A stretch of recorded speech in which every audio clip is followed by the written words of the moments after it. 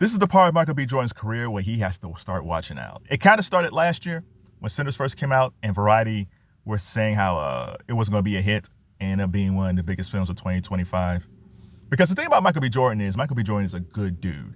And Hollywood cares not to believe that, or once you get at the top of the way he is right now after winning Best Actor, their goal is to try to tear you down because their belief is there's no way he's a good guy. How can he be this good of a guy? But you can't find anything bad about Michael B. Jordan.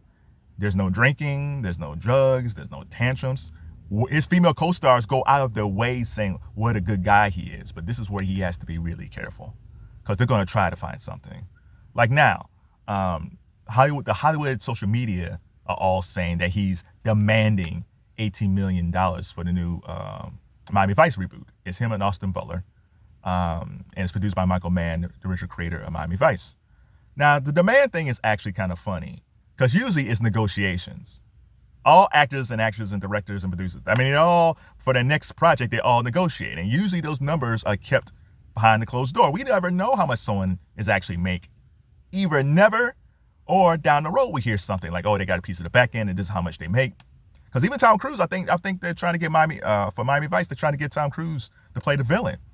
And the last time I checked out Tom makes about like 40 some odd million per film, but sometimes he takes less, around the 20s, and take a piece of the back end. So we'll see how that works out. Miami Vice is going to be a big budget film. And if all Michael B. Jordan is asking for is $18 million, in Hollywood standards, that's a bargain, especially coming off a blockbuster hit in Sinners and a Best Actor award. And to be honest, it's not even in the top 10 in salaries. I mentioned Tom Cruise, Adam Sandler. And I love Sandman, but Adam Sandler got some crazy deal with it where it's almost like $46 million. I don't know if that's $46 million per project for Netflix or part of his deal. I don't know what it is, but Sandman is either making $46 million per film or 20 some odd million in his deal. I don't know. It's just a big $46 million that's out there.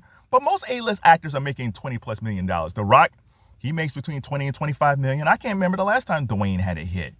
Sandra Bullock still makes around 20 million. Nicole Kidman makes around 20 million. Denzel Washington, I love Denzel. He makes over 25 million. If you are an A-list actor in Hollywood in film, 9 times out of 10, you're making more than 20 million per film, usually around 25 or more per film. So the fact that Michael B. Jordan is asking for allegedly $18 million, this whole thing that you see in this tweet, in this post, is completely wrong. It's almost like, wow, Michael B. Jordan's only asking for $18 million for Miami Vice. Well, most actors will ask for $25 million or $30 after an Oscar win. That should be the narrative. But they're not spinning that narrative that way. It's crazy because I remember when comedians back in the 70s and the 80s was talking about if they go on to the Tonight Show.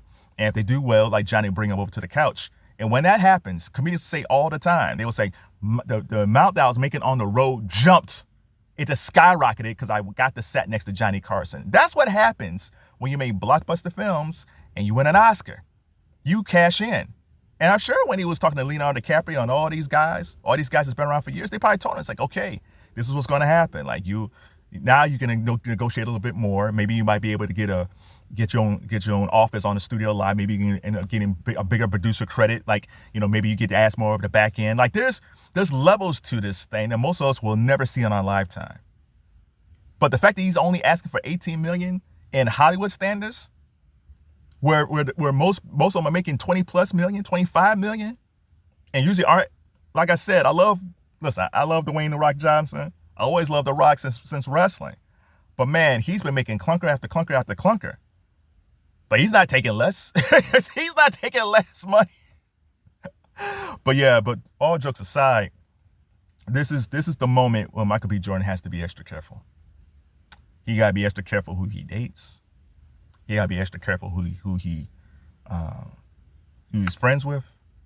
He gotta be careful what type of car he drives. He gotta be careful. It's so messed up when you're a successful black actor in Hollywood that you almost gotta be Christ-like, where you can't have tantrums on the set that they can record, that you can't have a fight with your girlfriend, that you can't have a fight on set, or you can't get maybe drunk just by partying, or you can never, a lot of actors and actresses in the past have used a lot of drugs that we don't know about.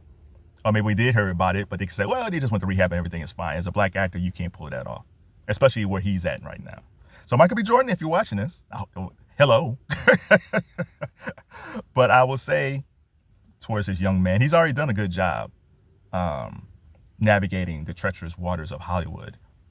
But even if you're doing the best you can, they're going to try to find some way to set you up.